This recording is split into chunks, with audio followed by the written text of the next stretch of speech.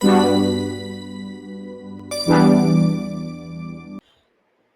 Everyone, welcome to geostrategic inside. आज बात करते हैं इंडिया की। India hits back at NATO, EU targets Nayara energy. Topic काफी गरमाया हुआ है, पूरी दुनिया भर की मीडिया इसको कवर कर रही है और एनर्जी सेक्टर का ये ऐसा टॉपिक है जिसपे पॉलिटिक्स बहुत ज्यादा चल रही है, क्योंकि ईयू की तरफ से जो बयान आए हैं कि हम 500% टैरिफ लगाएंगे अगर आपने रशिया के साथ ट्रेड करना बंद नहीं किया है। तो जो पॉलिटिक्स है बहुत बड़ा एक मोड़ लेते हुए नजर आ रही है, पूरी दुनिया भर की मीडिया इसको कवर कर रही है। नेटो के जो सेक्रेटरी हैं, रिसेंटली उन्होंने पूरी दुनिया को एक वार्निंग दी है कि जो लोग यहाँ पे रसिया के साथ ट्रेड कर रहे हैं वो पीछे हट जाए, वरना वेस्टर्न सैंक्शन आपको देखने को मिलेंगे। Western sanction as in the sense कि आप पे 100% टैरिफ लगाया जाएगा, कई जगह वो 500% टैरिफ भी लगा सकते हैं। और वेस्टर्न सैंक्शन में आता है ईयू, आता है पूरा, इसके बाद यूएसए। तो इनकी सीधी सीधी धमकी पूरी दुनिया को है एक तरह से, और सबसे ज्यादा इसमें आते हैं चाइना, इंडिया और ब्राजील, क्योंकि ये बड़ी इकोनॉमी है और इम्पोर्ट बहुत ज़्यादा करती है रशिया से। अब इंडिया का शार्प मूव क्या रहा है इसमें? इंडिया ने यहाँ पे साफ कह दिया है, जो मिनिस्ट्री ऑफ एक्सटर्नल अफेयर है इनकी, इन्होंने कहा है कि भाई हमारे जो नेशनल इंटरेस्ट में हम वो करेंगे, ना कि हम आपको देखेंगे। दूसरा, इन्होंने एक चीज़ और कही है, इंडिया के जो नेता हैं वही उन्होंने कहा है कि जो वेस्ट की हिपोक्रेसी है वो हमेशा से चलती आई है। आप खुद तो यहाँ पे रशिया का गैस खरीद रहे हो, लेकिन आप दूसरी साइड इंडिया और चाइना से कह रहे हो कि आप ऐसा नहीं कर सकते।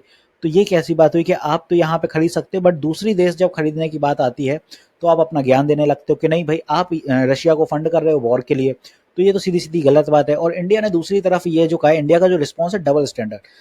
Are after EU announced new measure, India said there should be no double standard, especially when it comes to energy trade। और एनर्जी ट्रेड एज इन कि इंडिया नेशनल इंटरेस्ट में काम करेगा, ना कि आपकी सुनेगा, जो उसके हिसाब से बेस्ट होगा वो करेगा। अब इसकी वजह से आप देखो इंडिया का जो शार्प रिस्पॉन्स रहा है, तो ईयू ने, अगर आप देखें पहले के आंकड़े, जो 4 महीने पहले की बात है, ईयू यहाँ पे कई गुना ज़्यादा खर्च करता है रशिया के ऑयल पे, गैस पे, और जितनी वो फाइनेंशियल एड यूक्रेन को नहीं देता है। तो एक तरह से अगर आप देखो तो ईयू खुद कई बिलियन टन्स वहाँ से खरीद रहा है, उसका गैस भी बाय कर रहा है, ऑयल भी बाय कर रहा है, और जितना फंडिंग वो यूक्रेन को नहीं दे रहे हैं। तो क्या ये सही है दुनिया भर में कि आप तो खुल के अपना, देखा जाए तो सस्ता तेल खरीद रहे हैं और दूसरी तरफ आप गैस आराम से इंपोर्ट कर रहे हो, और दुनिया जब खरीदने की बात आती है तो आपको मिर्ची लगती है। फर्दरमोर, इसी में अगर इंडिया की स्ट्रेटेजिक ऑयल इंपोर्ट जो टेक्निक है उसमें आप देखो तो एनर्जी ड्रिवन डिसीजन है कि भाई यहाँ पे जहाँ सस्ता मिलेगा हम वहाँ जाएंगे।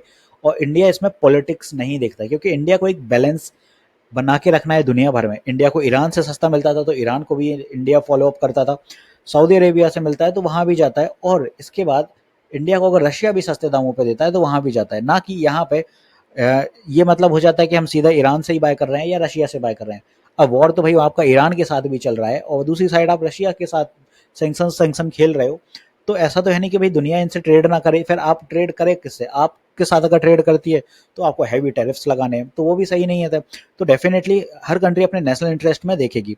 Russian oil offer affordability एमिड global inflation. अब दुनिया भर में जब इन्फ्लेशन चलता है तो रशिया को सस्ते दामों पे तेल इसलिए निकालना है क्योंकि उसके यहाँ वॉर चल रहा है और डेफिनेटली उसे बड़े पैसे की जरूरत है, और ईजिली वहाँ पे अफोर्डेबिलिटी देखने को मिल जाती है, और इससे वजह से जो डोमेस्टिक फ्यूल प्राइस है वो काफ़ी स्टेबलाइज रहते हैं। अब इसी की तरह अगर दूसरी साइड आप देखो कि अगर रशिया से भी महंगे प्राइजेस में मिलेगा तो क्यों ही लेगा आदमी।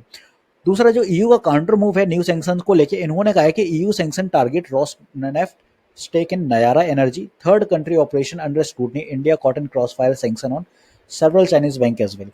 यहाँ पे जो रोसनेट के रिफाइनरी है इंडिया में, नयारा एजन, उसमें स्टेक हैंगे रोसनेट के। साथ ही साथ इस बात चल रही है कि जो रिलायंस इंडस्ट्रीज भी है वो भी इसमें स्टेक लेने वाली है, बट फिलहाल के लिए जो ये माजरा गरमाया हुआ है, अभी के लिए ये पूरी डील्स थोड़ी रुक जाने वाली हैं।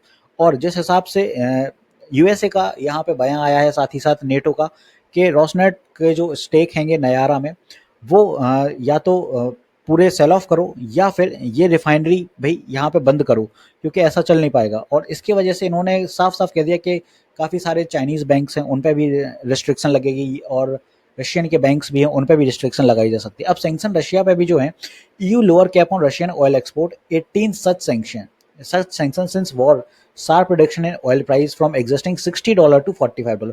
जब से EU ने यहाँ पे 18वां सैंक्शन लगाया है उसके बाद से आप देखो $60 से $45 पे पर बैरल प्राइस आ गया, और इसके वजह से जो रेवेन्यू है उसमें भी कटौती हुई है, बट साथ ही साथ आप देखो स्टेबल प्राइस हो गया पूरी दुनिया भर में। बैन भी किया इन्होंने, नॉर्थ स्ट्रीम पाइपलाइन का ट्रांजैक्शन जो होता था उस पर भी बैन लगाया, और साथ ही साथ जो सैंक्शन रहे हैं उसमें फाइनेंशियल रिस्ट्रिक्शन जितने रशियन बैंक थे उन पर भी यूएसए ने काफ़ी सैंक्शन लगाए, limitation on dual use and military related exports. तो ऐसा नहीं है कि इन्होंने सैंक्शन ही लगाए, इन्होंने सैंक्शन भर भर के लगाए। बट अब वेस्ट क्या कहता है कि भाई इंडिया की तरफ से कि आप अब बिल्कुल डील भी बंद कर दो, ट्रेड करना बंद कर दो, चाइना से भी यही कह रहा है। तो क्या आने वाले टाइम में इंडिया चाइना ये प्रो रशिया हो जाएंगे या फिर यूएसए की धमकी से डर जाएंगे? क्योंकि अगर आप देखो जिस हिसाब से अलाइन हो रहे हैं सैंक्शन रिजीम, और ये जो स्पिल ओवर पावर का यहाँ वहाँ हो रहा है, इससे सबसे ज़्यादा दिक्कत होने वाली है ट्रम्प को। क्योंकि अगर आप देखो कि उनका दिमाग में जो रणनीति चल रही है कि हम सैंक्शन लगा लगा के दुनिया में अपना डर पैदा करेंगे, बट ये डर कब तक रहेगा? क्योंकि डेफिनेटली एनर्जी की अगर आप डिमांड देखें तो रशिया पूरी कर सकता है दुनिया भर के लिए। अगर आपको टेक्नोलॉजी से रिलेटेड कुछ भी चाहिए तो चाइना कर सकता है। जिस हिसाब से ईयू यहाँ पे बढ़ते हुए कदम दिखा रहा है अपने दोनों साइड, और टैरिफ टैरिफ का गेम खेल रहा है, तो इंडिया और चाइना रशिया का वापस से जो ब्रिक्स की तरह एक पहले था कोविड के पहले, या आपने सुना होगा जब रिसेंटली आप देखो एस जयशंकर अभी चाइना भी गए थे just because of to tackle the tariffs. And आने वाले समय में अगर इसी तरह से चलता रहा तो इंडिया चाइना और रशिया वापस से अलाइन हो जाएंगे अपनी पॉलिसीज को लेके। और इसमें इंडिया को फिर डेफिनेटली जो ट्रेड पार्टनर्स आएंगे वो अपने इंटरेस्ट के साथ ही देखने पड़ेंगे, ना कि यूएसए को फिर ज़्यादा फॉलो अप करना पड़ेगा। क्योंकि इंडिया हमेशा से एक बैलेंस बना के रखा है। यहाँ पे आप अगर देखें जो फॉरेन पॉलिसी का स्टैंड हमेशा से रहा है इंडिया का, उसमें रहा है कि एक ऑटोनॉमी रही है और बैलेंस भी रहा है, जिसमें रशिया यूएसए ईयू सभी को साथ लेके चलता है। बट जिस हिसाब से अब वेस्टर्न के सैंक्शन अगर बढ़ते हुए देखने को मिलेंगे तो इंडिया डेफिनेटली अपनी ट्रेडिंग पार्टनर जो रहेगा वो स्विच हो जाएंगे फिर चाइना और रशिया की तरफ ही। ऑब्वियसली दुनिया में अगर एक देश दूसरे देश के लिए फिर अगर उसकी आर्थिक स्थिति पे ज़्यादा अफेक्ट करता है तो कहीं ना कहीं दूसरी कंट्रीज में वो शिफ्ट हो जाता है अपने नेशनल इंटरेस्ट के लिए। अब why Europe still bought Russian gas, सबसे बड़ी सवाल ये आ जाता है कि यूरोप क्यों खरीद रहा है? Some EU states have bought Russian gas till the sanction have imposed. और ऐसा नहीं है, ये तो न्यूज़ में कहा गया है कि जब तक सैंक्शन नहीं लगे तब तक ईयू ने रशियन की गैस खरीदी। इनफैक्ट आज भी वॉर चल रहा है but EU still manage to get oil imports from Russia easily, बड़े आराम से, और reliant on long term energy contract. अब सीजनल एनर्जी डिपेंडेंसी यहाँ पे आदमी को दिखाई दी जाती है कि भाई रशिया पे हम डिपेंडेंट नहीं है, बट नो डाउट गैस का सबसे बड़ा भाई भंडार वहीं हैगा, और डेफिनेटली एक्सपोर्ट वहीं से हो रहा हैगा, और दूसरी कंट्री ईयू में काफ़ी यहाँ पे इम्पोर्ट भी कर रहे हैं। अब हिपोक्रेसी है या भाई ये रियल पॉलिटिक्स है? क्योंकि वेस्टर्न पॉलिसी एक तरफ तो देखने को मिलती है कि भाई रशिया को आप लोग बिल्कुल कॉर्नर्ड कर दो, अवॉइड कर दो, बट वहीं पे जितने भी ईयू के नेशंस हैं वो यहाँ पे रशिया के साथ गैस ले रहे हैं। तो ये सिर्फ वन साइड गेम हो जाता है। दुनिया से आप कहते हो कि नहीं ऐसा मत करो, और आप खुद उस खेल को खेल सकते हो।